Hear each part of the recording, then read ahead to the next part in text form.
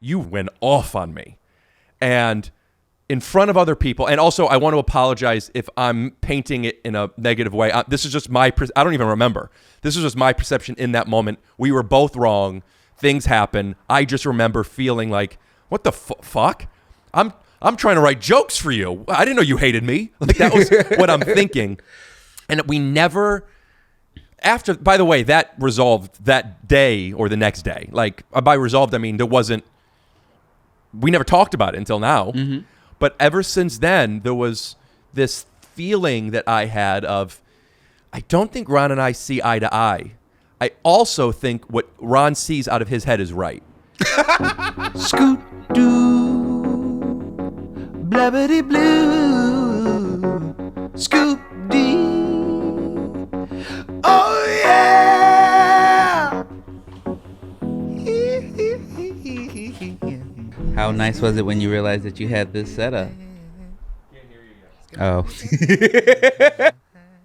I was asking you, how nice was it when you realized that you had this setup, that you could still do your podcast like this? At my old place, I did it from the balcony too. Oh.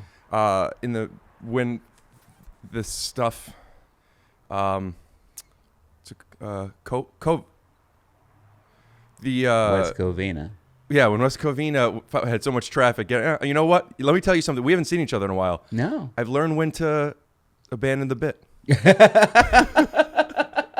And this isn't it. So when West Covina had a lot of traffic, I tried doing a few Zoom ones, and it's so difficult. It's so difficult to connect with people. Mm-hmm. It's hard enough to connect with people in real life. Mm-hmm. You know, have you found that to be an issue with your podcast? I mean, I definitely know there's an energy difference, right? And the way I can interview people, and when I could sense their body language, I can kind of lean into something or lean out of something, and I can't really do that on Zoom. But I do like that, just access to people that I probably, would have had to wait on. Right. There's been a few people that I could only get, even not in the pandemic, through Zoom. Mm-hmm. And I've gambled, and I want to wait until you're in LA. If you said yes now, maybe you'll say yes later. But yeah, it's the leaning into things. I guess I just can't. I don't care. I don't care when I'm talking to somebody on Zoom. Does that make sense? I feel like I'm making a product, not having a conversation with somebody. Or are you just easily distracted? Is that what do you mean? Because still, to me, it's like a phone call. Yeah, maybe. Also, maybe I only did like 4 of them, and you have to find the pocket of it. Mm-hmm. Yeah, that's true for sure. I did my dad and my cousin Teddy. You know Teddy. Teddy talks about you 30% of the time I talk to him. Teddy came to a taping of Undateable, and Ron, that was the first time either of them have seen. What is it when you do? What is it? I'm not uneducated. It looked like you were doing hard drugs. Oh, dab. Yeah, they'd never seen it, and they got lit up. Yeah. And I was, I forgot about this feeling until now. You calmed me down 2 times with weed. One was when I was super high, and maybe we'll tell that story in a minute in Vegas when we saw the Michael Jackson show. Oh, that was so much fun. It's to this day the most amazing event I'd ever seen in my life. Combination of the show and what you did to me. But in a different way, my dad and my cousin were so high at a taping, and any moment, being on Undateable felt the same thing as being on JV. At any moment, I find out I'm cut. And I can't have my dad and Teddy just, and you're like, Ricky, there's something about a super high Ron who's able to be like, I have it together, so should you. And I gave you my trust subconsciously in that moment. Well, I appreciate that. Yeah, you got to let people have the fun of it. I mean, I find that with my mom as well. She used to sometimes embarrass me about the way that she'd, get so excited to meet different people. But then I realized, like, oh, that's the joy of this. That's the fact. I can't act like that because I'm working. But the fact that she can, like, get weird and attack Justin Timberlake or do whatever. Your mom met Justin Timberlake from the Trolls music video? Yeah, she did. Could you tell me what that was like? Yeah, she basically just ran up to him and grabbed him, and then his security went to react, and I had to step in and be like, no. She's with me, and I know him a little bit, and please don't kick her out. And it was great. No, my mom has sexually harassed a few, Rick Fox, Justin Timberlake. That's about it. I think that's it. Those are the big two. If you're going to pick two people. I'm upset I don't have the gift for you. On my podcast, I did 8 nights of TYSO where not last Christmas, but the Christmas before. I did 8 episodes in a row, and we exchanged gifts and blah, blah, blah. Oh. And I got everybody their own special gift, but everybody also got a copy of Justin Timberlake's hardbound book. And it's been like an inside joke. I've been giving it when I go on podcasts and stuff. And I didn't even consider my goal is to at one point get Timberlake on as a surprise when I give somebody the book. No, you need it. It's good life advice. What do you mean? In the book, I don't know what it's about. I just took a swing. No, it's it's just like pictures of him with a dick in a box and talking about like tour. Hindsight 2020. So maybe actually. When you booked that Timberlake thing. Is there a part, because you've been working for a little bit now and you've been around cool people. Timberlake to me, and I'm not even like, maybe I'm a huge fan, but I'm not like a huge fan. But he still is on one of those, he's at a level where it's like, holy shit. Do you have that when you meet somebody like that? Yeah, I mean, absolutely. I think that's what makes it fun for me. It's real exciting. I mean, I just did a voice acting thing where, and it was still Zoom, and so I didn't get to do any premiere stuff or meet people face to face, but I was on a Zoom call with Bryan Cranston and Helen Mirren, and I was like, this is insane. Like, she's like, she's like, I just want to warn you that the internet here in the south of Italy is a little spotty, and I just like, where the fuck am I? What's going on? I love it. I mean, I think it's, if you kind of get away from that, you can get real jaded, and you're more about like, how much money there is, or what's going on with my career and my importance and things like that. But if you're like, well, this is silly and fun and weird, I like it. You said that you liked, once you recognized what your mom's intention and joy was, you liked that she's able to do that, but you're not able to because you're working. You're able to do that if you're not working? Yeah, absolutely. Yeah. So if you were to meet Justin Timberlake on the street, you would be different than when you're on the call sheet. Yeah. I mean, if I hadn't met him before, you mean? Yeah. Like yes, absolutely. When was the first time you met him? First time I met him was we actually have a clip, I think. Oh, hey. Nice to meet you, sir. And we're back. And basically I just met him on the set of the music video. So you you restrain yourself because you want I want to be known as a professional, and this is how professionals behave. I just if it wasn't, I'd be like, oh, can I get a picture? I just have a rule, like if I'm working with someone, I don't get a picture with them. I'd wait, and I might wait. If there's like a premiere, I will do it then or something. But like if we're on set, I don't take pictures with someone because it was just and it's probably just a mindset of myself. I was like, oh, if I'm taking pictures with them, it's me saying like, oh, I'm just visiting here, and I want to be able to remember this, and I won't ever see you again, so make sure I get a picture of this. Yeah, is it? I get that. Isn't it interesting how much we calculate and try to manipulate a situation based on something that we have no information on how it's going to be, Yeah. I mean, there's a world where Justin Timberlake meets somebody who goes, hey, I'm looking forward to doing some dancing with trolls. And then there's somebody who your mom connects, and he remembers and connects with them even stronger. Possibly. You know what I'm saying? Yeah, absolutely.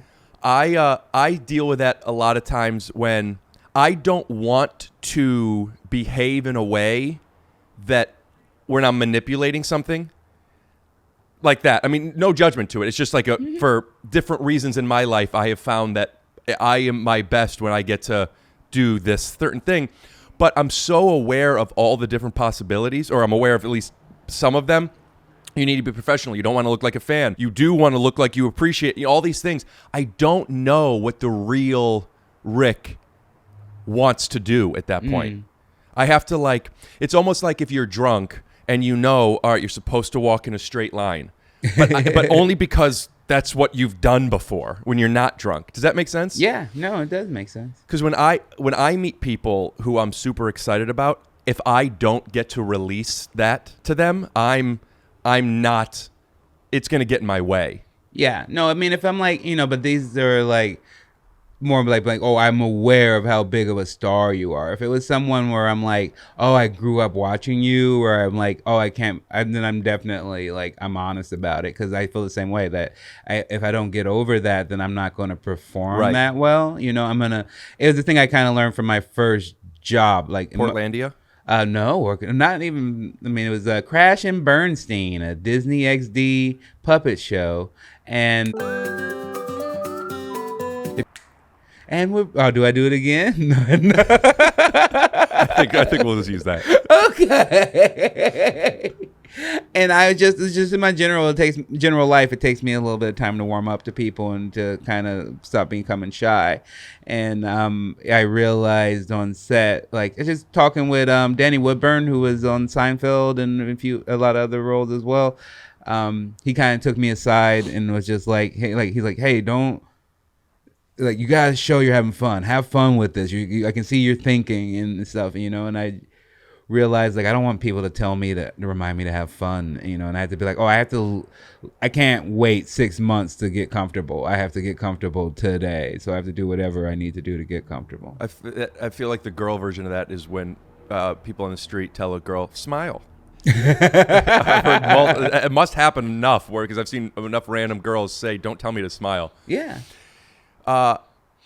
Who was the first time you got starstruck as a professional, like when you were working? The first time I probably got starstruck as a professional, like in stand-up, or like just you're working and you feel like you need to be a professional, but you really are excited to meet this person. I mean, it's probably wrestlers. Whenever I met wrestlers, any wrestler, usually I get excited. I met Mark Henry and I just like stumbled all over my words, and I think I dropped something in front of him. Because you were nervous. Yeah, I was nervous. And it's the same thing you grew up with, right? Like, yeah. That's like, oh, it takes me just back to being a kid. What was your first gig for? Why do I think it was Portlandia? Was that your second one? No, it was my first gig, and I did that in Portland. Yeah, I was still in Portland when I did that. But when I moved out here, first thing I did was that Crash and Bernstein, and I wrote on the Kroll show. You wrote on Kroll before you acted? Mm-hmm. You said that you're shy and it takes some time warming up. We'll show what he said. Just in my general life, it takes me a little bit of time to warm up to people and to kind of stop becoming shy. Right. Why do you think that is? Because you're a funny guy. Right? Your hand motion. What's the hand motion? Because I wouldn't say you're a funny guy. You're more of a funny guy. Oh, it's funny guy. Yeah, it's less in your face. Mm-hmm. It's off to the side. And more on your plate to the side. But that's a tool developed. I won't speak for you, but it feels like it's a cliche at this point to explain, as a defense, right? Mm-hmm. I mean, you got funny as a way to communicate to people. Mm-hmm. You being shy gets in the way of that funny, right? Mm-hmm. Doesn't that seem counterintuitive? Yeah. Do you have any insight on that and any way that you've overcompensated that? I mean, I think that, like, there's just always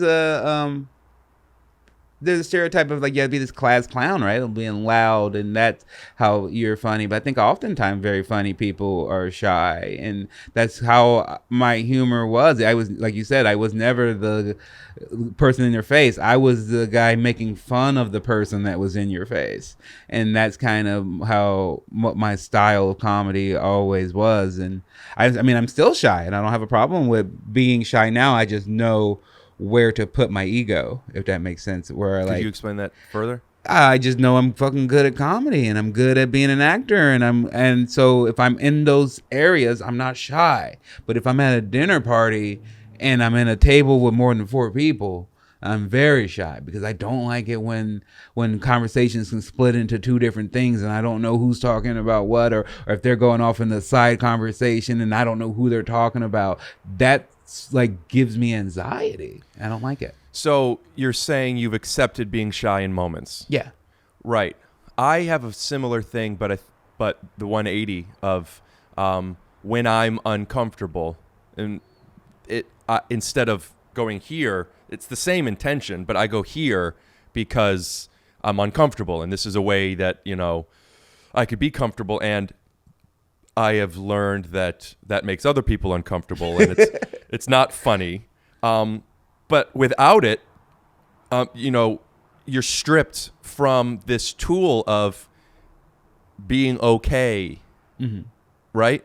Well, I mean, I think it's like you learn with anything is that you build these devices that you use when you're younger, and you got to learn when you need to abandon them so that they don't harm your adult relationships, right? It's the thing What just happened there? What made you think you wanted to sit? When you need to abandon them so that they don't harm. I wanted to sit, but then I started to go into a deeper conversation I wanted to go into, but I'll stop. Here's another thing I've learned.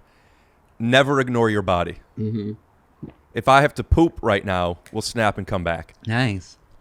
I thought about that coming down the stairs. I thought about, because I already went once, and I thought I'm going to have to go again. And I bet you if I tell Ron I have to do it, I'll be able to come back and the momentum won't go away. No, I think that's probably true. Sorry. Feel better? I feel different. Nice. Um, So I was just saying, like, I noticed with myself recently that I haven't been on stage in a couple months now, and that I was like being overly jokey with my wife and kind of like starting to pick on her. And that's the thing that I'll do if I don't have a place to put that energy that I need to do comedy and do jokes. I'm a lot nicer, much better listener if I'm doing stand-up. do you think there's something to that your comedy started in part by making fun of people, and your comedy was not in a negative, mean way. I'm less saying that's you and more the audience. I mean, that's just what comedy oftentimes is, making fun of something. Observations are making fun of a situation or something that's happening. But your validation comes from this, punching, this competitive thing, which you definitely have. And I definitely want to talk about the sneeze in the green room. I don't know if you remember that. Do you remember what I'm talking about? No. I won't forget. I have never forgotten. But because Betty, my girlfriend, said to me, sometimes, and I say sometimes, I think as I got defensive, I think this is often, when we're with some of my friends, and she knows I'm joking, and I think my friends know I'm joking, but I'll pick at her in a way that I don't do when we're together or if we're with people that aren't like my friends. Mm-hmm. And I think there's something like I'm showing off, not being mean to her, what I think funny, and that's like an easy go-to, because that's when I learned how to do stuff. Is that what it is? Is it that you need to be funny, or that's your... It's that I need to be funny. I'm not trying to pick on her or anything like that. Yeah, but that I'm trying to be funny. But why is the funny mean? I don't know. I think because you're just looking for inconsistencies, right? You're looking for mistakes. So that's like you're just jumping on things. And so then... But, when you're doing that with your partner, they that's one of the best things that my wife ever said to me when we were first dating, is I was doing that. I think I said, one of the meanest things I said.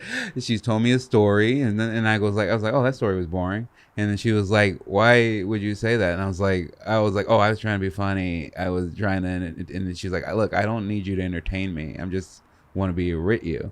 And I was like, oh, I don't have to constantly. I think that's kind of where it comes from me. It's like, I got to show you why you're with me. You're with me because I'm funny. You're with me because I'm quick. You're with me because I can do jokes. And I was like, and she let me know, like, no, that's not why I'm with you. Right.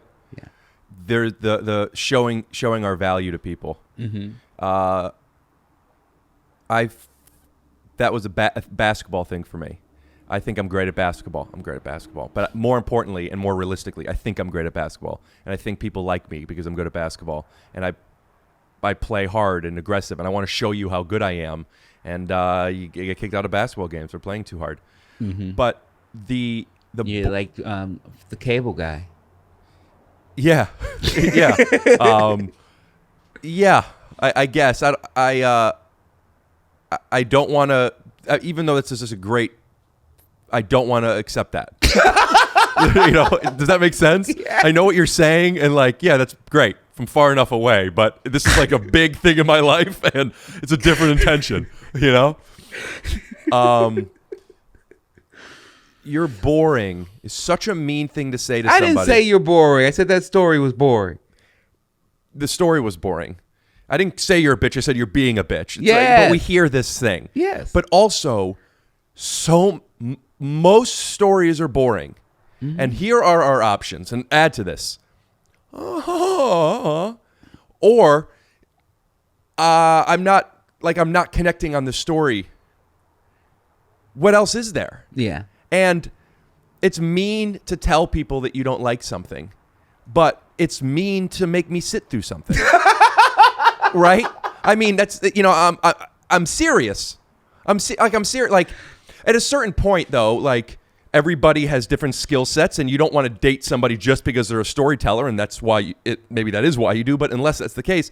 But, you know, people say I'm not being mean, I'm being honest. Those aren't mutually exclusive. No, not you could at be all. both. But Yeah. also, sometimes, like, I don't Yeah, care. but I'm learning. That's what I'm learning. Go couples therapy, regular therapy. There's things, because then again, it's making it about her, of like being like, well, if you had told me a good enough story, then I wouldn't have been. But I really think it's me going like, hey, I'm not in a mindset to listen right now. I need a little bit of time by myself. I need this or that. And because you know, as my wife reminded me, I tell a lot of boring stories all the time, and that if I want to tell her about the latest Japanese wrestler that I'm in love with, then maybe I should be able to sit through 10 minutes of a story that she wants to tell me. Could you think of one? That she wants to tell me? Yeah. It was probably just about some family members or friends that I never met. Yeah. Well, I'd rather hear about the wrestler. What was the thought I had? Oh, yes. It's my tool for that is I've learned it was something that she said about you, which was you don't need to entertain. I don't need to be entertained by you, Ron. I think I do need to be entertained by people. And I may project that on other people, but when someone is telling me a story that's not entertaining me, then the tool that I now have sometimes is, oh, the point of this story isn't for me to be entertained. It's for them to communicate something to me. And they want me to know something. And just knowing that, like, I'm not being entertained, so this is wrong, is different than, oh, they want me to know something, so this is right. It's just a perspective of the story. Yeah. But still, when people are boring, and I'm not talking about your wife because everybody's been boring before, but I'm just saying when people are boring, I just can't. I can't. Mm-hmm. It's difficult. Isn't it? Just because I think we get to hang around a lot of people who aren't boring. And my wife isn't boring, but I do have a very low tolerance for, like, what's the structure on this? Like, yeah. I've said on a podcast before, if somebody doesn't make me laugh, doesn't feed me, or doesn't make me come, then what are we doing? is that a T-shirt you're working on?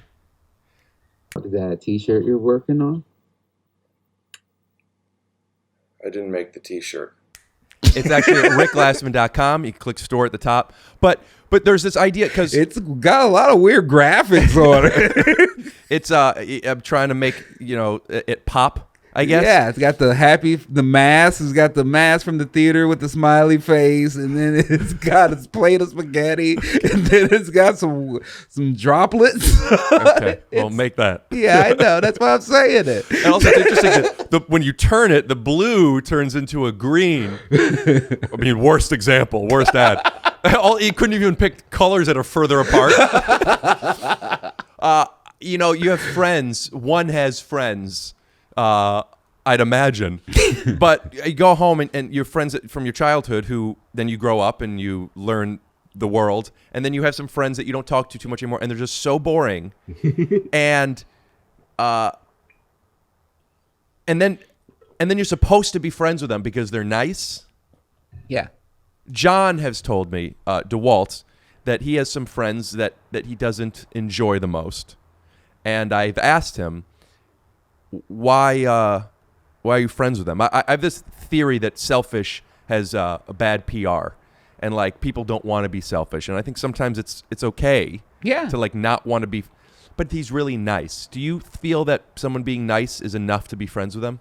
No, not if we don't connect. I mean, that's like saying you would marry somebody just because they're nice, you know? Like, But you could have many friends. yes, but I always believe like I have so many friends, and it's just the distance that I need to keep the friendship at to remain happy with them. There's some people I can see every day. There's some people I need to see once a month. There's some people I only need to see at holidays, and we're still all friends. But the distance that I need to keep them at to maintain that friendship is different for each one of them people. How far away is close friend? At what point, even though you used to be friends, do you consider them an acquaintance and no longer a friend anymore? Or do you not make that definition in your head? I don't make it if they became a actual friend. No, but if I think you can go from acquaintance to friend, but I don't feel like I can put them backwards.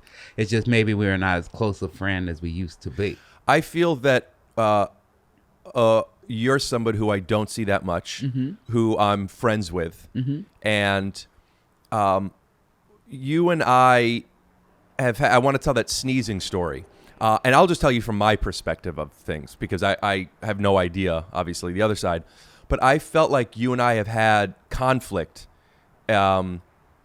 multiple times in different ways. Yeah. That not all of them were resolved. No. But for some reason,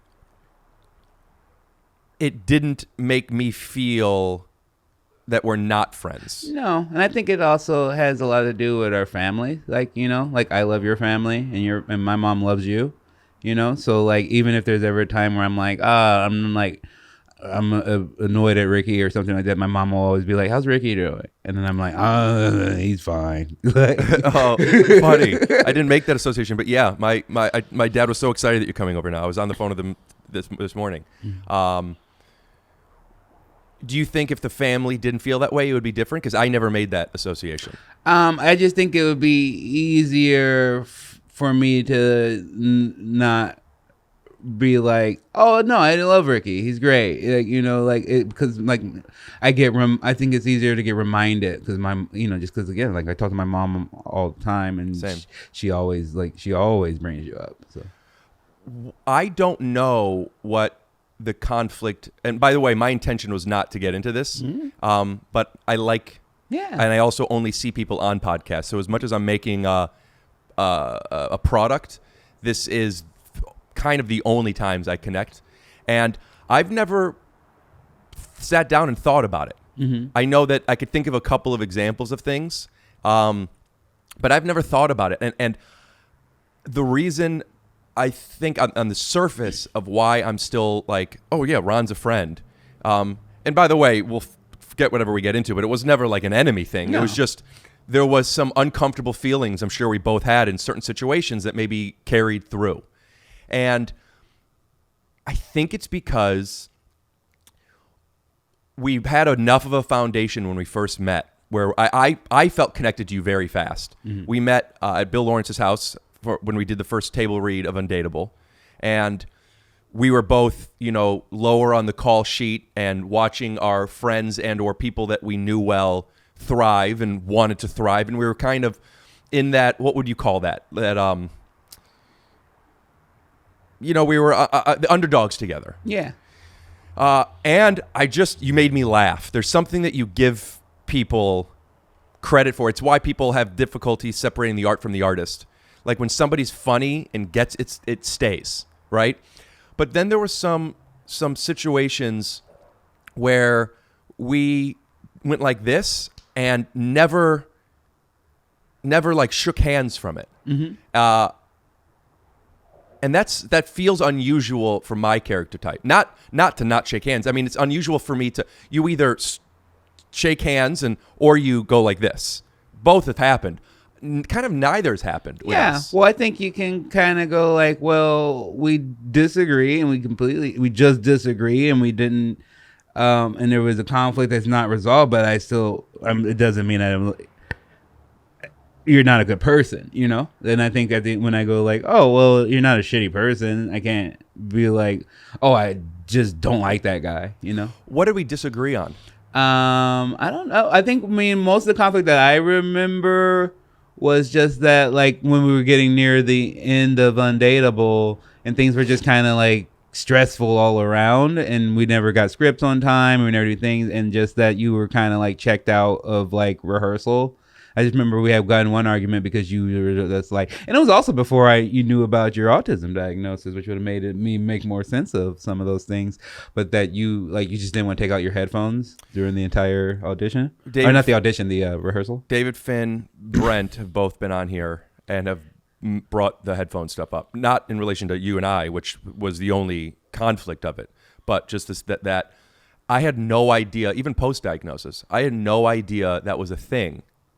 Because when you were talking to me, it wasn't just about the headphones. It was about checking out. I do remember that. And apparently, me keeping my headphones in was disrespectful. I say apparently, not that it was or wasn't. I just meant it was news to me that... so basically, we're in rehearsal, and we were getting, out of a 20-page script, sometimes we were getting one page, and then we would be sent home. I'm talking to the audience. I mean, I know you know this. But, so, a lot of times, we would stay waiting for the next page, and we'd have 20 minutes, literally sometimes 4 hours between you and the next page. So we're just sitting there, right? And I keep my headphones in. I'm not going to put that on autism. I just, some people like having headphones in, right? Mm-hmm. There was definitely a safety to it. There was also, when you take headphones off, there's a little bit of an having to wrap them up a certain way sometimes gets to me. Mm-hmm. And I just would rather not do it, especially if I have to keep doing it. So you just keep them in. And then it made it look like I was not paying attention. Will you explain to me your perspective of what having headphones in on set meant? Yeah, I mean, it's the epitome like when you're on stage looking at your cell phone. Like even, like if you have notes, most of us know now, like, yeah, we all have notes, especially for micing, but we'll take those notes from the cell phone to a paper just because when you're looking down at your phone on stage, it looks like you don't give a shit. And it was just that same vibe of you having your headphones in. It was just like you didn't give a shit. And then sometimes you would, when we were reading, like it was truly like I didn't know if you were listening to something or not because you would miss a line. And it was like, oh, is he listening to music, or is he just not paying attention, or is he just not care? Right. Well, I know I was never listening to music when things were happening. The missing a line, I may be checked out sometimes. Those are, I think, two unrelated situations where I, looking back, I didn't have perspective of how much your dream is second and first as it's a job. Mm-hmm. And I wanted some things to be a certain way, and I was unhappy with things. I was unhappy because I felt I couldn't shine. I wasn't good. I didn't know how to do this. I don't know how to take a charge, even though that's what's needed from me. Mm-hmm. But that's what it was. Just that. Yeah. I mean, for me, yeah, I think, and I would internalize it. Just because I was like, because like you said, there was that time when we got there and I did bond with you because there was like, oh, they're betting on Chris and Brent. Like they're not betting on the fact that I can crush it, that I'm a great comedian, that I can do these things. And then, and I was working really hard and going to acting class a lot to try to do it. And I felt like when I was starting to get a little bit of like more lines or more scenes, like I think it, I didn't feel that you supported it. I felt that you felt that it was coming at the expense of you. Oh, interesting. No, that wasn't that. There was definitely a envy on set of me and others. I want to be funny. I want to have lines, but no, I never felt that way, and I never felt that you got to a point, that you got enough anyway. Where it'd be like, Ron graduated to the next step. I mean, you were definitely, you were the go-to at the end of every scene if it wasn't one of them. And I saw that, but that wasn't enough. Like, it would be like, I'm making $300K a year and you're making $400K. It's like, he's making more, but neither of us are buying a house. Mm-hmm. There was, I was just thinking. Go ahead. Also, that wouldn't even work outside of L.A. If you're making $400K a year, you could get a house. What do you mean? I know, but agents, managers, taxes, magic cards. That's really like $25K a year now. I would do the same behind the scenes. By the way, it wasn't that I didn't care. I never went in without having read the script multiple times, trying to beat the jokes, looking at yours and David's jokes, and thinking if I could give suggestions to you guys. It wasn't completely selfless. It was also, I want to show you guys I have value. Mm-hmm. I was working hard on it. There's something about being on set and that feeling I would have. And it's a tough thing to explain. Like, I can imagine an audience listening to this and being, fuck you. Yeah. Right? Yeah. And I don't want to get into the everybody has the perspective thing, because that's its own psychological conversation that is important and valid, but who has the time? You got to go do a podcast with Adam Ray. Everywhere you look, everywhere's a place for somebody who needs you. But the point is, these are the feelings that we have that we're in, and they're valid. And I was uncomfortable. I was uncomfortable for many reasons. My own reasons of wanting to show value and not being able to, so much so that I'm looking to make you and David think I'm funny by look at these joke suggestions, perhaps at the expense of maybe soliciting something. Like, I was saying about basketball, about playing too hard. And I cared very much in that same thing of, I first, it's a journey, self-awareness, and we're still, if we're lucky, learning. It started for me kind of end of first season going into second season, and exponentially grew through the third season. But one of the things was that idea of that I told you was the opposite of you, which is I come in and I'm look at this. I'm drunk. I'm drunk, and that's how you behave when you're drunk, because you don't. And then you learn you're supposed to walk in a straight line. That was the analogy I would say is I realize I'm supposed to be walking in a straight line, but I can't. Mm-hmm. So what I would do sometimes is, Rick, you got to chill out. And to do that, I kind of check out. Does that make sense? Mm-hmm. Because if my other option is to be invasive into other people's space, energy, I'm better suited for everybody if I just hear. And that's what would happen when sometimes I would miss a line. Sometimes I would be I want to try this. I asked Bill. You kind of have to pick your battles of when you could ask and if you should ask. And I want to ask about this one in the third act, so maybe I won't on this one. And there's so much calculation. And the same thing of like, you want to be professional. You can't take a picture, but I want to. And when I can't have the energy I want to have, I'm not good. It spirals. Mm-hmm. And I would just have to just be like, and that came across of not caring, and that's a bummer. Because I'm at home with the pencil, mm-hmm. caring, and making a conscious decision to not step on people's toes. I remember what happened with us was, I don't remember the exact thing, but something happened with DeWalt. I don't think that there was any malice toward anybody. I think it's just that happened to be DeWalt and that happened to be Ron, and something happened with a joke and something with Twitter. I don't know if I remember, but I don't think it matters. Yeah. But I felt that you threw him under the bus on something. Whether you did or didn't, let's not get into that, because the point is, I felt that it was a little more aggressive than it needed to be. It was, you did step 5 before 1 through 3 even, right? And I said something to you. I wanted to say something to you, but people were around. And I remember I tried to say something to you like, hey, I want to bring something to your attention. I don't know if I did it well or not. But when I did that, that sparked something in you, which was, while we're saying things, let me tell you something that's been bothering me for 2 years. That sounds like me. And I remember I was so, what made me mad was, why didn't you tell me 2 years ago? And there was this resentment built that makes sense. We've all been there.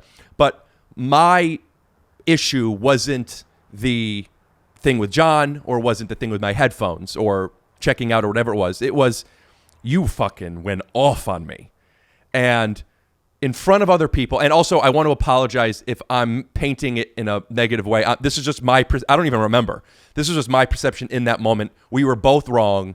Things happen. I just remember feeling like, what the fuck?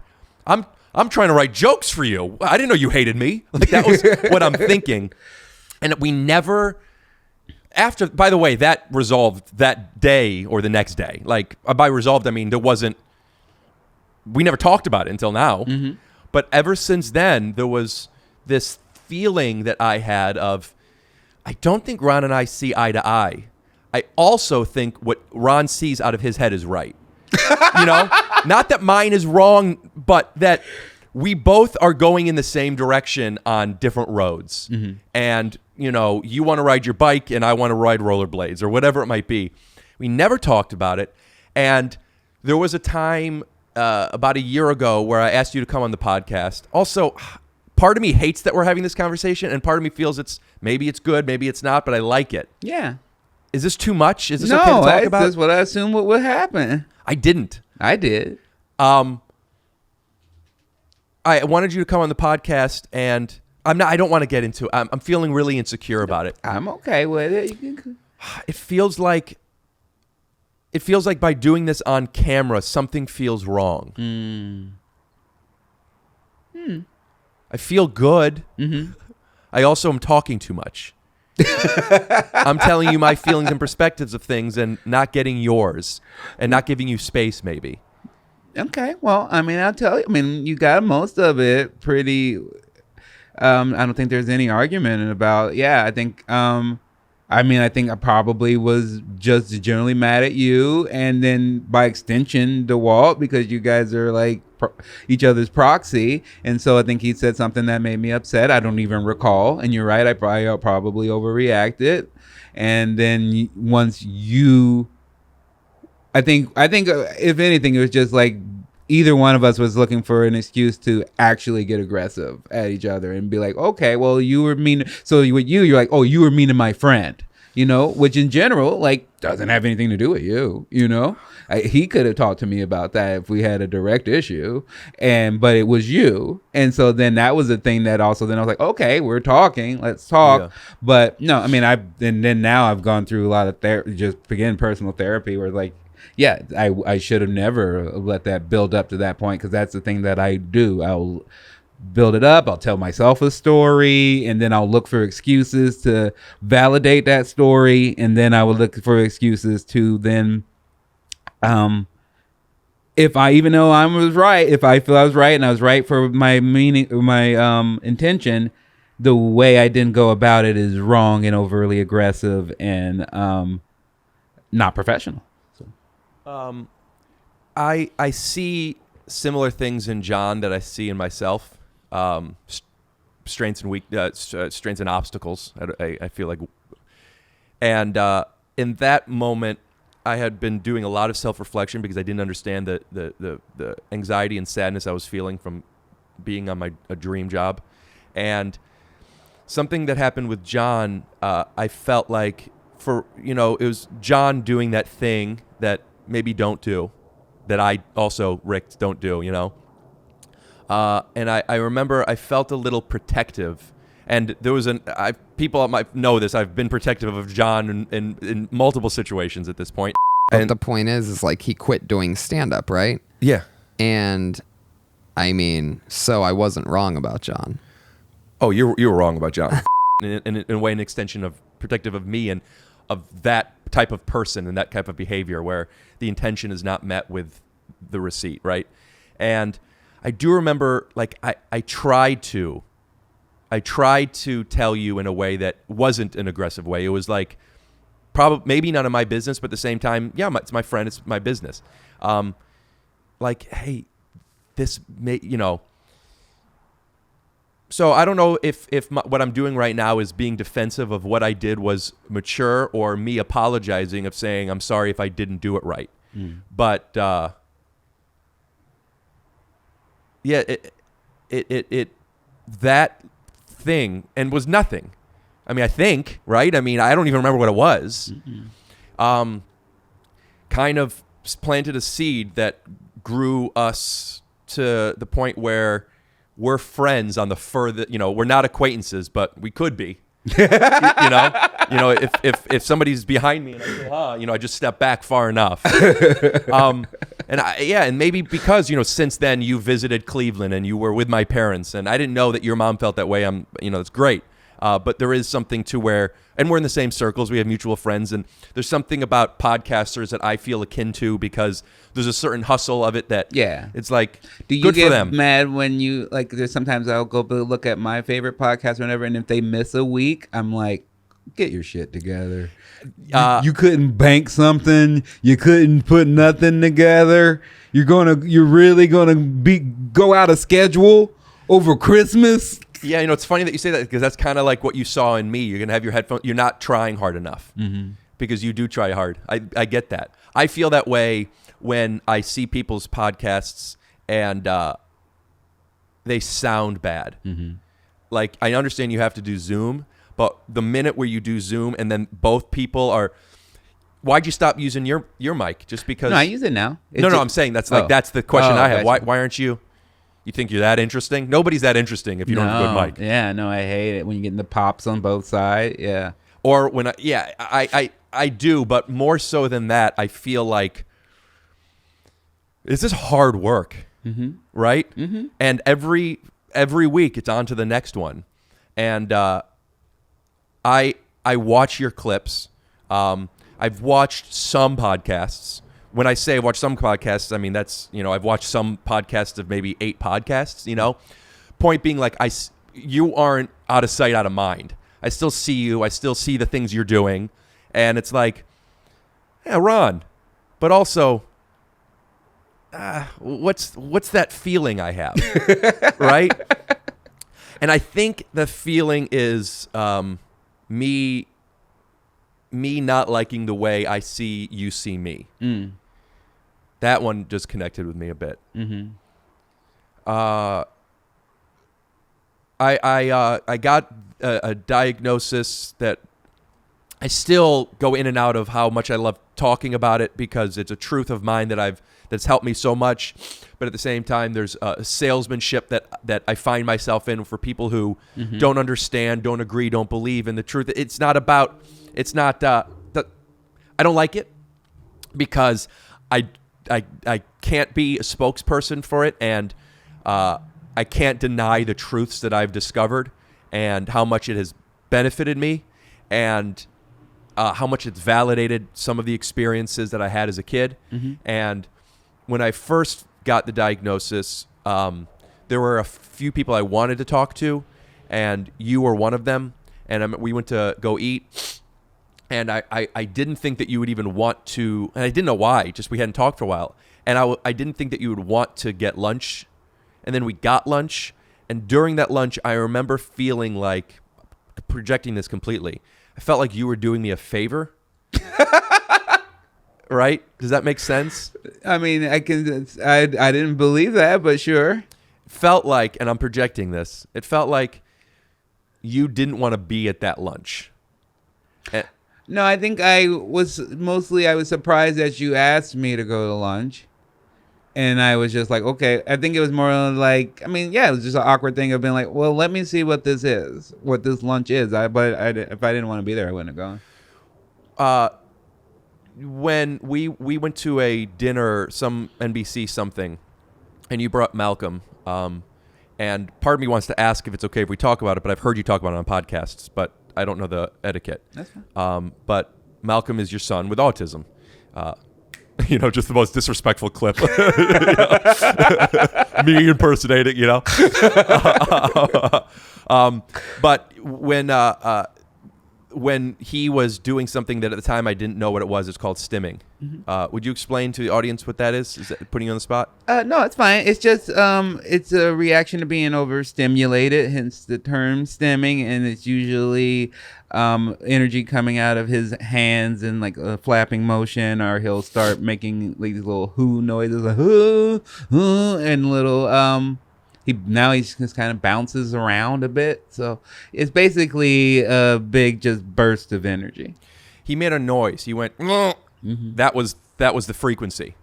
And I had this thing that my parents and I called Ricky mood, where I go, that's the noise I make. There's this part of me that feels like I don't want to make associations, comparisons, and speak for anything, but also this is just what happened. He went, and I looked at him, and I said, I know. Like, I'm making a joke to myself, but like I remember I said, I know that feeling, bro.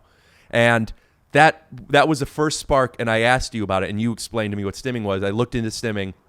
That was where I first started looking up what autism was. So the reason I wanted to get lunch, also I was writing something at the time that was both, wanting to make something, but also it was a exercise in self-exploration. From that moment, and then there was something that happened at Just for Laughs. We were in Montreal, and I don't remember what it was, but you said something to me. I think it was something about shoes off in the hotel room. Mm-hmm. You said something to me, like you said, that's kind of autistic, Ricky. And I hadn't brought up that much to you about it since. And so you were kind of like these tent poles of understanding of this thing that ultimately led to me getting a diagnosis. So you were, you were a part of my journey. Mm-hmm. So I kind of give you weight of validation almost. There's when you said to me, that's kind of autistic, Ricky, I thought it would have been similar because I wanted to have this diagnosis. I did.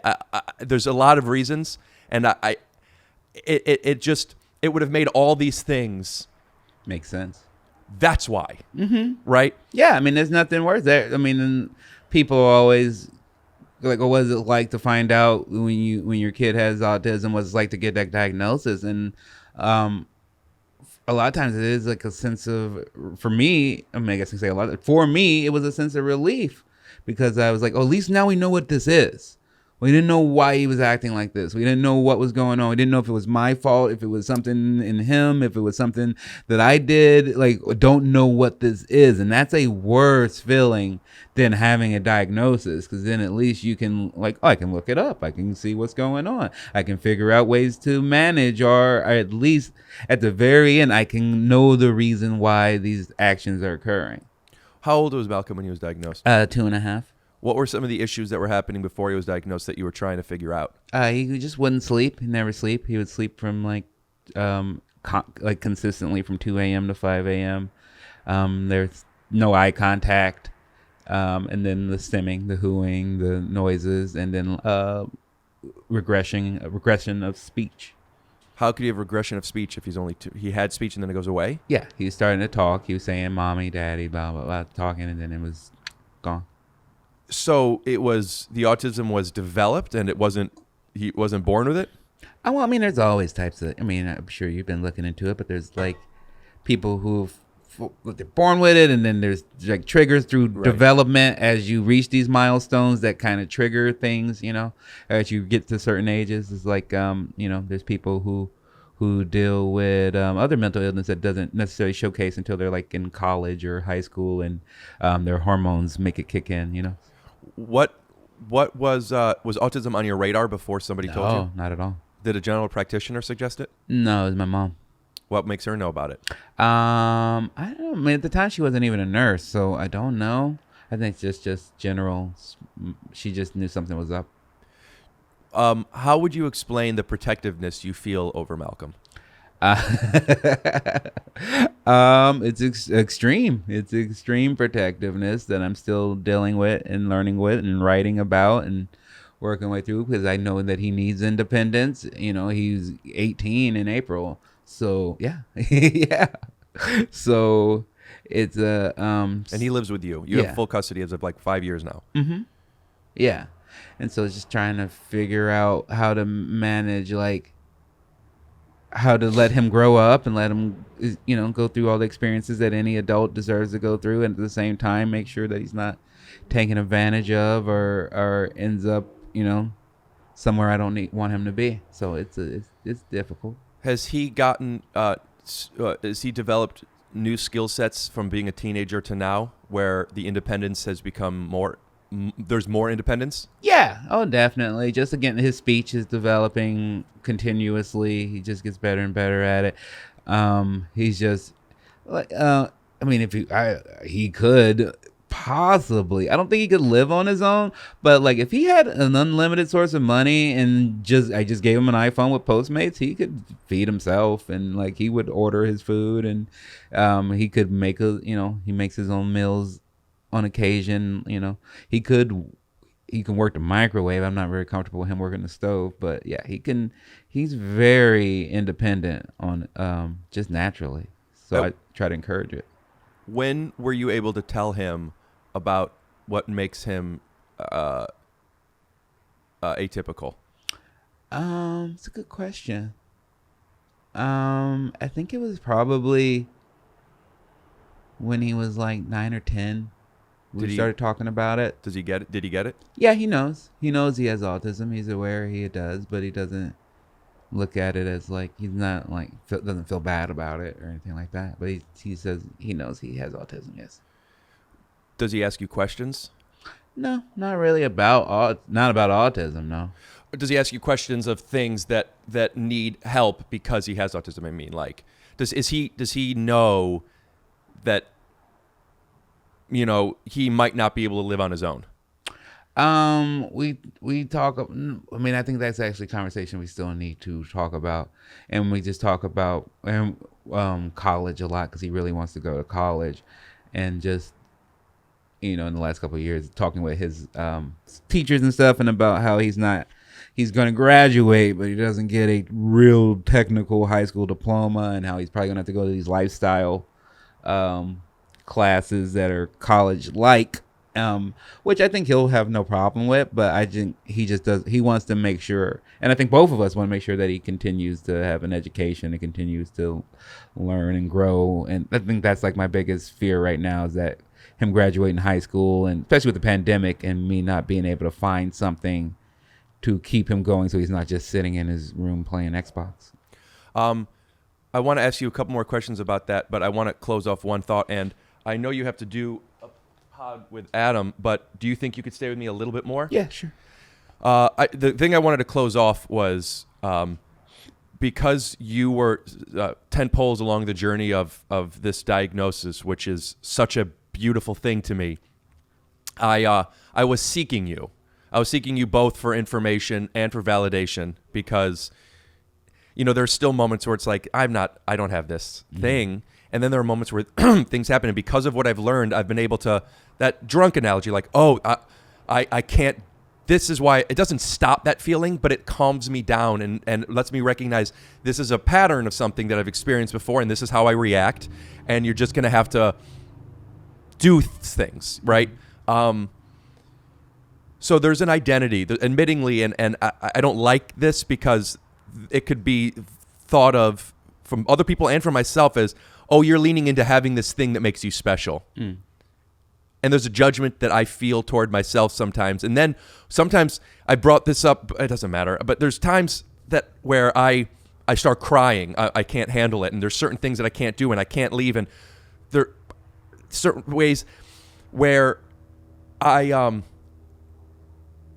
this obstacle validates all these other things, so I'm glad this is hard for me now. Does that make sense? Mm-hmm. So I'm talking too much. I don't know what I'm searching for, but I do. I just don't know why I'm searching for it. But basically, I wanted you in my life for this journey, both for validation, for answers, and just to have somebody who understands this better than me. And that was that feeling of what I'm in favor of. Like, I'm almost saying, like, anyway, so what was the intention of the lunch? I wanted to connect with somebody who could help. And you did. And it was, I just was unsure of what we're talking about now, what that thing is. Why do I think Ron doesn't like me? Right? And I didn't want to ask you. Mm-hmm. No, I like you. If I could edit this if I were to edit this podcast and take a lot of stuff out, I feel that I would feel more safe posting it. But I'm going to end with that, and I want to talk a little bit more about something with you. But okay, well, can I? Please. Okay, so I want to go in and think, because I will tell you, if it'll make it easy for you, I'll just tell you, I feel like on my end, our relationship had been like, oh, okay, here's this cool guy who is both new at this as I am, and so we're bonding over that. And he seems to like me a lot, and I like him. And then after a while, I was like, oh, he doesn't seem again, this is on my end from all the things we talked about. I've learned more about what was going through you at that time. But on my end, I was like, oh, he doesn't understand how lucky we are. And he's like complaining and he's upset because he's not being used well. And then when he does get in a swing at these things, he's not necessarily connecting most of the time. And so I don't understand. And then that's how I came up with that analogy where I tell myself to this day when I get upset about like, oh, I don't have as many lines as I want to, or they don't see my value as I see my value. I go, well, what? If I get 2 lines or 2,000 lines, I get the same money. And I took that mindset from Undateable and from watching you, because I was like, oh, he seems so upset about I could remember I see you sometimes counting. You would go through the pages and count your lines and look for your lines. And I'm like, well, if you got no lines, free money, vacation, you know? And so I looked at no lines as the same as like not being liked. Yeah. And I don't think I was just like, and so then I think, a lot of self-fulfilling prophecy of then being like, so then your fears are coming out to me of like, of him being like, oh, he doesn't even like this job, want this job, is looking at it as like a spring to something else, and we don't even know we're lucky to be here. And so that bothered me for a while because I was like, oh, I'm working hard, I like it here, I know I'm not an idiot, I know what's good and what's not good, I'm not doing everything is nailing it, the show isn't nailing it, but I'm just happy to freaking be here because I can take care of my son. And so I think I was putting a lot of that personal stuff on you, and that's none of why you don't live my life, you didn't go through my things, so I shouldn't put that on you. And I would do that a lot with a lot of people, and if I felt that they weren't working as hard as me, if they weren't as grateful as me, then I had an issue with them. And then it was actually Bill who taught me a lot from like the fact that he would, because I'd be like, I'd have conversations with him privately, and he's just like, well, there's value. Not everybody does everything, and there's value with people in different forms. And so I see a value in John, I see a value in Rick, I see a value in these people, and they're not, it might not be what you do or what Chris does or what Brent does, but they have their own value. And that really opened my mind to a lot of things of like, no, not everyone has to be me. Not everyone has to go through the same things that I go through. And I think that lunch, and then later when you did talk to me about your diagnosis, it did help me put a lot of more things in place, because I was like, I'm drawn to atypical people. I work with my son, not just my son, but my whole life is like that. And so it at least then validated like, oh, there's no why I like him. Like, he's fun, he's weird, he's unique, he's different.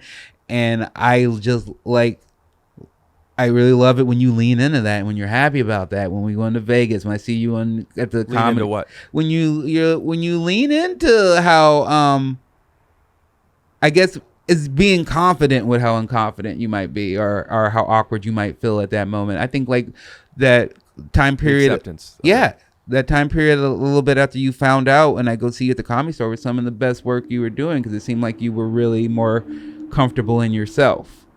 And then just your family. Like, I love your mom, I love your dad, I like your whole family. So like, there have just been times where I was just like, not jealous or anything, but I was just like, oh man, if I like I was just like, he doesn't know how good he has it. He doesn't understand, like, he's a good looking, like, young man in Hollywood doing things, and it always seemed like you were like more concerned about the fact that you're not past the Comedy Store, more concerned that you're not getting these lines. And I was like, you have, your whole fucking life is awesome though. Like, but I think I'm the same way. If there's a place that doesn't like me, or a place that I don't feel welcome, I'm going to focus on that more than all the other places that I do feel welcome.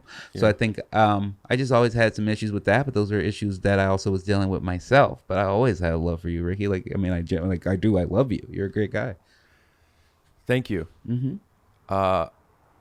All of that stuff comes back for me of not having friends and not being past accepted, whatever it was. It was me not being good enough. And with you but definitely were a similar thing with using the Comedy Store as a literal analogy, which is, here's a place I'd like to be and they don't want to have me. And it makes you resent the place a bit, right? At this point, now I lean into this. I have that hoodie of, because that just represents just an obstacle. But with you, it wasn't like there's gatekeepers. It's hey, hi. Like I'm right here. I want to tell you jokes. And I think the biggest hurdle for our relationship that felt external to me, all the things I could do, but was that thing of me trying to connect with you in a way that maybe didn't connect with you, and you letting things build up. So I don't know how you really feel. And by not knowing how you feel, there's and the way I respond when I don't know how you feel does this. The sneeze thing happened it was in the green room at one of the improvs. We on the road somewhere. Must have been on tour. And I don't remember what it was, but I sneezed and you didn't say bless you, or you sneezed and I said bless you. You didn't say, I don't remember what it was. Oh, I think it was I sneezed. I said bless me, which I say when but right. And I don't remember, but you got mad at me, and I knew it had nothing to do with the sneeze, but I didn't know what it was. Do you remember that? I don't remember that, but I know. I mean, I remember the energy and the gist of it, but I do not remember why. But there was always something where I'm hating the way I'm explaining this, because I'm explaining feelings I have that make it seem like I'm saying you did something wrong. I promise you that's not what my intention is. It's just like here's what it is. Here's how I could explain it. There were many times in our relationship where I'm like, in a way, a son trying to get the father's attention, and I wasn't getting it, and I never knew why. I'm sorry. I'm not used to not understanding my feelings, I think. I just don't know. I love this talk. I still don't know what the obstacle was in our relationship, but I do realize there was something where I wanted your acceptance. You said something to me that I think about all the time. I was trying to beat a joke, and you said, "What are you doing?" We were just sitting at the bar at Undateable, and I'm writing, and I'm asking these questions. You said, "What are you doing?" And there was a moment where I felt like judgment from you, and then I said, "I'm just trying to beat this," and you said, "I love the way your mind works. Something already works. You still want to make it better," and he saw it. Like you saw that. Mm-hmm. So I'm sure there's so many times where you said something to me or asked something, and I thought, oh, it's judgment. But you were just asking a question. And I would love for, we're both, I feel like in the past 5 years, I'm 20 years older, But I would love, I don't know. I hope this seed plants something. I love it. You got coming. That was also, I think the last one where I was upset for real was, when I moved into my house, and then I invited you and Brent over, and I only invited a few people over, and you guys both like I think the day before were like, yeah, maybe, yeah, and then both the day of were like, no, we can't make it, and I was like, fuck these guys. I just got this house. I'm so excited. I wanted to show it to them, and they both don't have time to come see me, and then it was like, they're not doing anything. When did you move in? 3 years ago.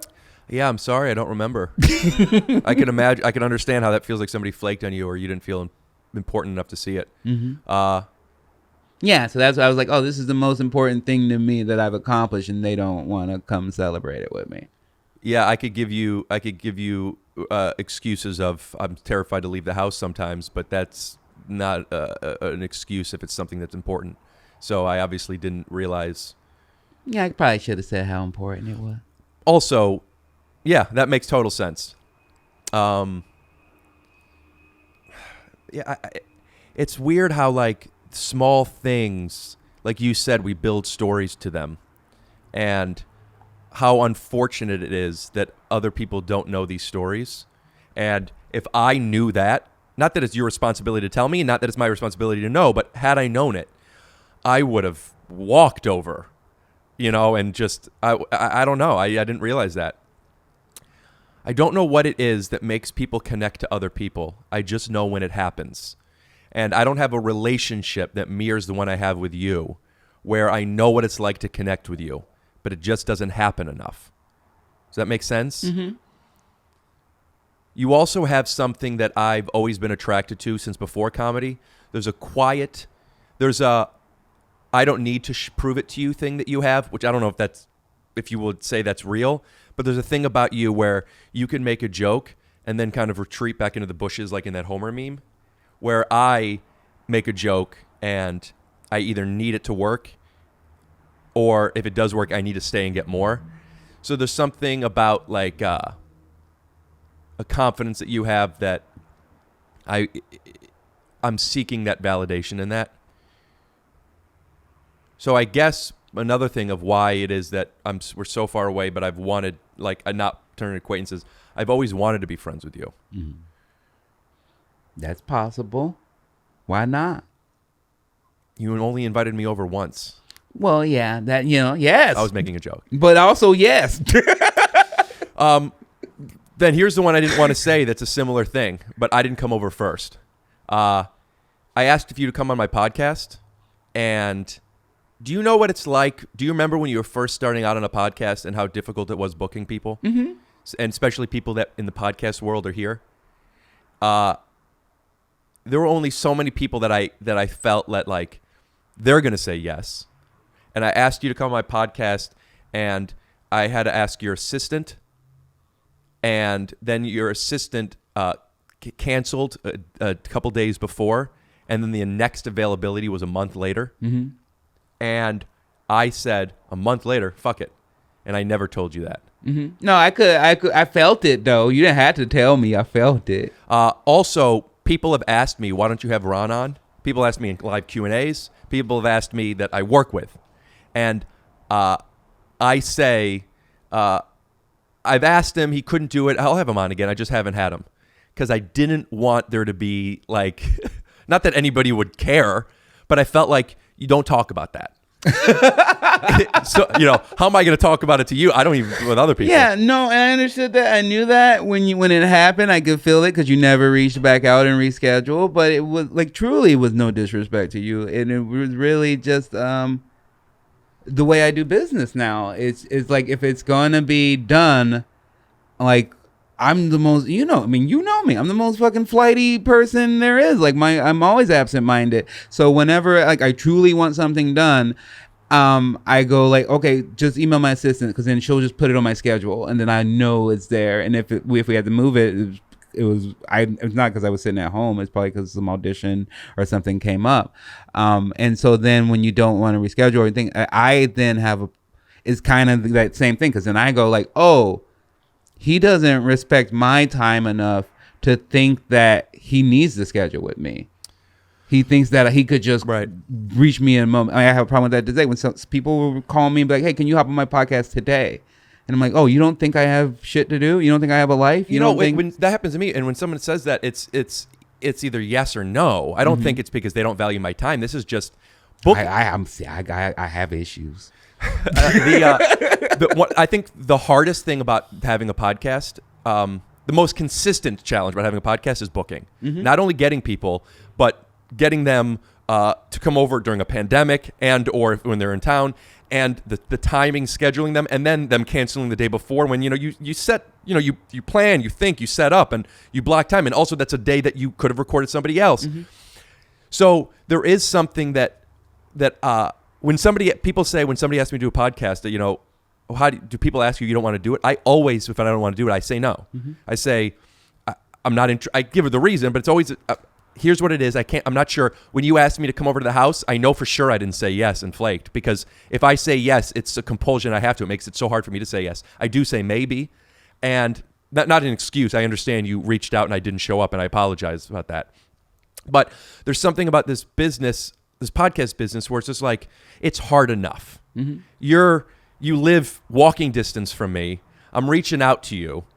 I understand message the assistant or CC on the assistant, but when I reach out and then it was a day or two before, weeks in advance, and they reschedule, and then when's the next time? It was over a month later, and it was so unpersonal. Yeah. Hey, Rick, sorry I had to cancel. Yeah, blah, blah, yeah. blah. No, and I didn't get that. Yeah, that could have been something I could have reached out to you directly to be like, here is why, so you don't feel that impersonal nature of it. Yeah.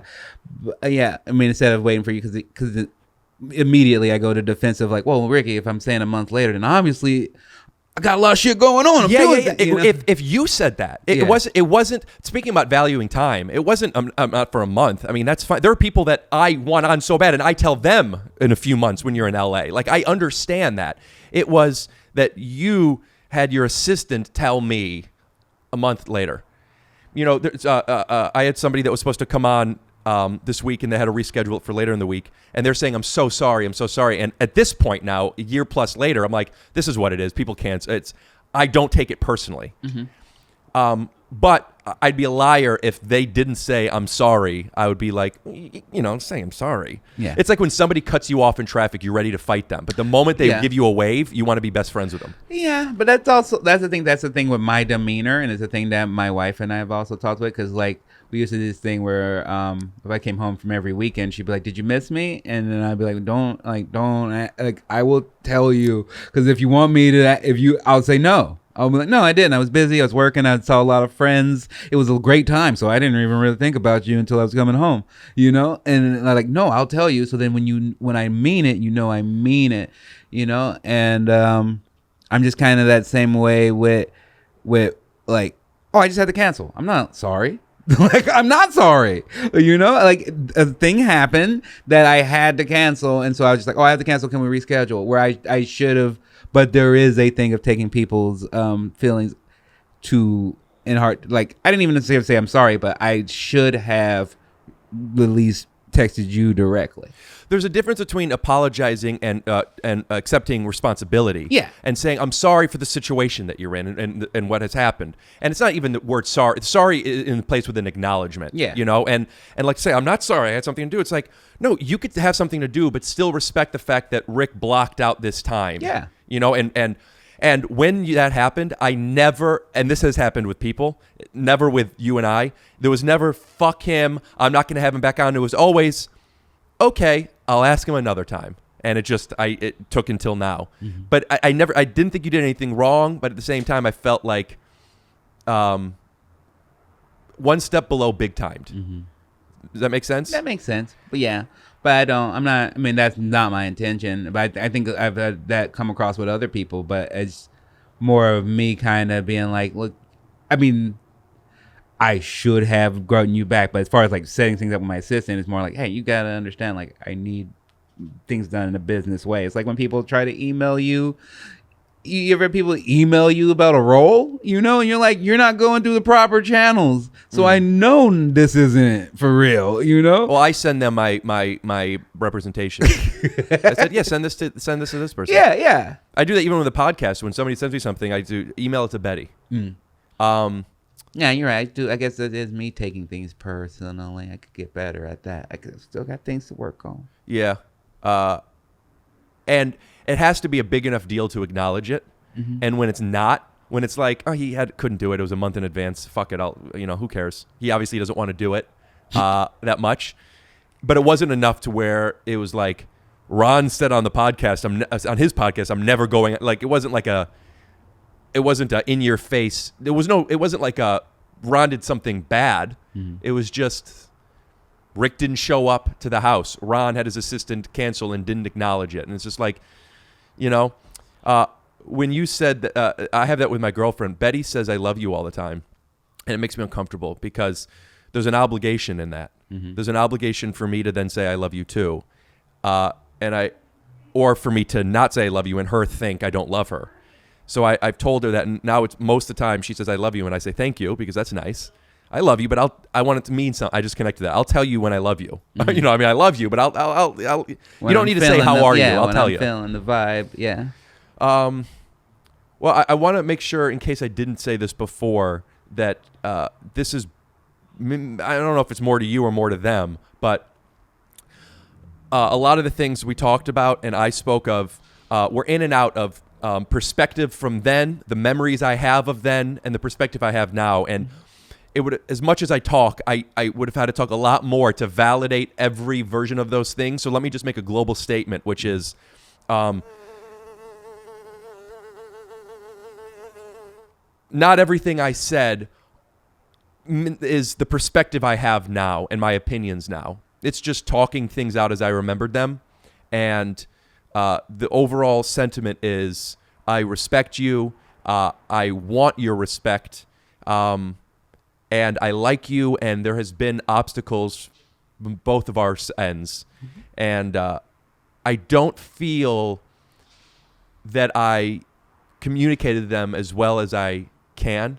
I don't think this is our only opportunity, but there's a defensiveness in me that feels like, because I truly, I made a conscious decision. Don't bring up the cancellation thing. It's not worth it. And with that, I definitely didn't think about some of the other stuff. Cancellation because of the other stuff. So I didn't plan. I never even articulated it to myself, really. It was always like, all right, I'll ask him, maybe another time. So I didn't come in understanding the feelings that well. Mm-hmm. And to put them on display and to share them with somebody for this long, I could have done better. It's fun though. People is like a very tame WTF during its prime. It'll be like they're like, oh, they had a slight tiff. I don't know UTF. It's a wrestling thing? WTF? What the fuck? Yeah. Oh, Mark Maron. Yeah. Oh, I heard UTF. No, it's like a very tame WTF. See? How do you feel? Are you able to tell me honestly? Yeah, of course. Yeah, I feel good. I mean, I feel better coming here. Yeah, that we talked and stuff because I do like you, and so it's just nice to kind of air those things and realize that they're kind of how old they are, that we can't even. We sound like don't remember. You remember what? Yeah. Yeah. And then but it was like, I mean, still like that show and touring and like, I mean, come on, like the first time I ever got to go on a private plane or do things like that. Like, cool to say, by the way, slipping first time. Yeah, I did say that. I did. Oh. I remember the first time I got to fly first class, and now it's private. First time. I haven't flown private since.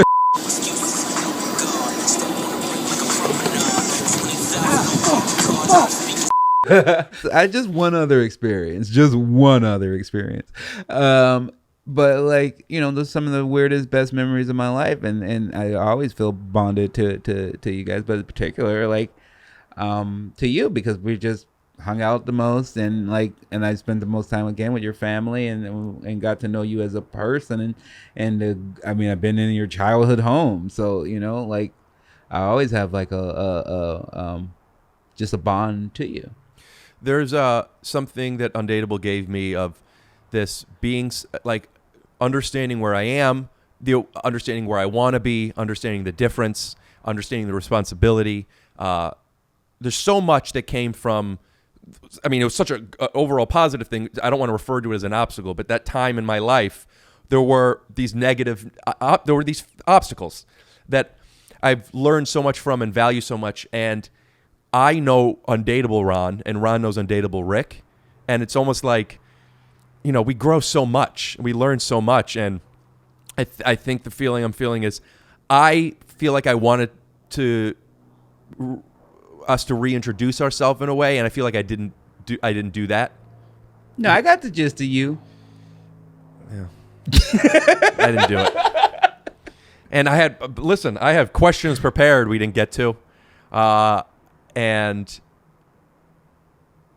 yeah, I don't know, but well, then have me back or come on my podcast. I mean, we just email Betty. Email Betty. We'll set it up. Betty's your assistant. Yeah. We talked so much about like obstacles and hardships of our, I guess the definition of getting a big break. And I wanted to ask what one of your favorite memories of Undateable was. Ooh, I have a lot of favorite memories, but even though they weren't necessarily, even though they weren't that nice, when Weezer was there and they performed and we were live and stuff, I think that was like, to me, one of the most silliest time periods of my life when like that third season when they were just like, we're just gonna throw everything against the wall and try to see if they can get this to figure out. The whole third season or the Weezer episode you're talking about? The whole just the live season, right. just because there would be all these little mini concerts we were having. We found love right where we are.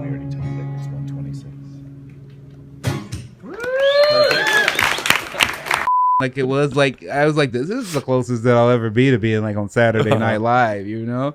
And so I really love that, and I really liked the tour. And I think one of the dates was on my birthday, and we were in Texas, and they just brought us a bunch of cookies and stuff, and that makes me happy. I like cookies. That makes me happy.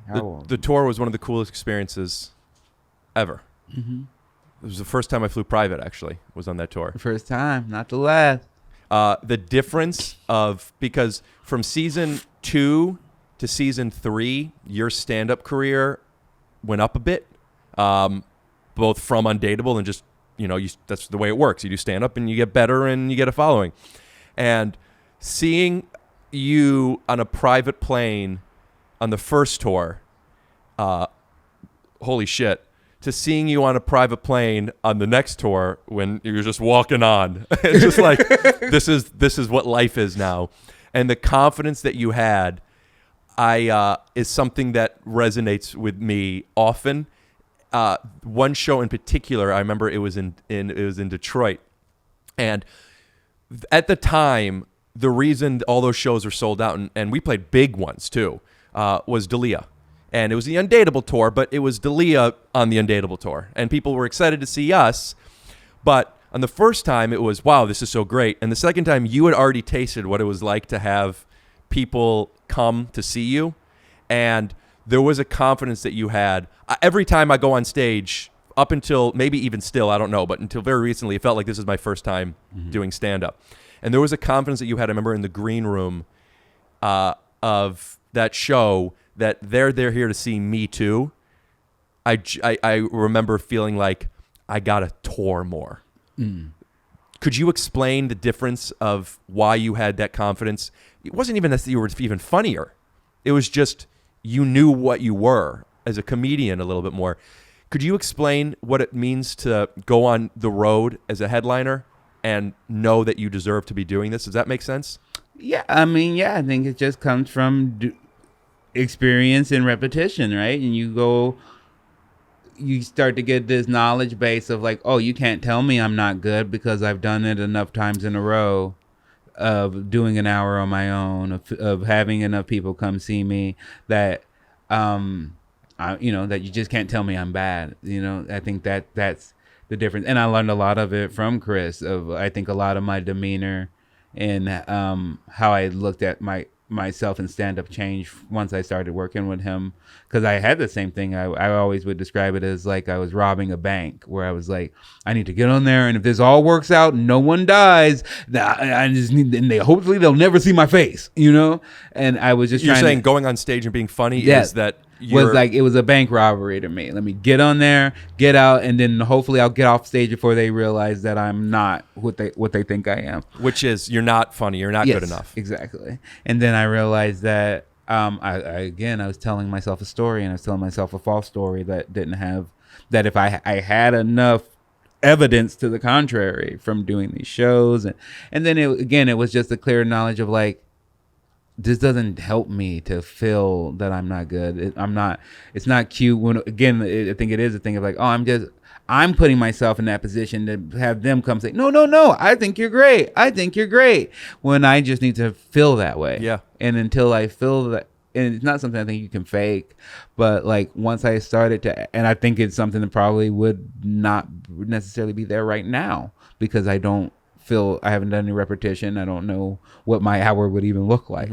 But yeah, being out on the road, doing the repetition, doing the colleges, doing the shitty gigs that I didn't want to do, it just got me to a place where I was like, oh, I know I can do this job.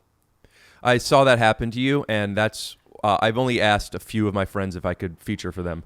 That's why I asked you, because I saw, oh, here's a guy who's shy and insecure and not quite sure, and then all of a sudden, by the next tour, it was like, this guy feels he belongs there. I say feels, not that you don't, but that's the only thing we can control is feeling that way. And I wanted to like that to rub off on me a little bit. There's a difference between doing 20 minutes in an hour, and it's not just how many jokes you have. It's I know I could even right now. I know I could do 20 minutes. I've only done an hour less than 20 times, and every single time I'm not going to be able to do it. Yeah, you just gotta do. I mean, that's why I think I was lucky to. At the time, it always was like, oh, I'm headlining this like little scrapbook club, Carmen's Comedy Club, in outside of Yakima, Washington, that holds 20 people and stuff. But it just is something nice to like. I think that a lot of LA comics, especially if they start here, don't get. It's just like it's nice to be able to fail privately and just do it. That's one of the best things my manager ever told me. She's like, we're gonna book you on these college gigs because like she's like, I'm gonna flat they suck. She's like, they're not great for you, but at least if you fail, you just failed in front of a bunch of 18-year-olds who didn't even give a shit the first place, and who cares? It's better than failing in front of a bunch of executives.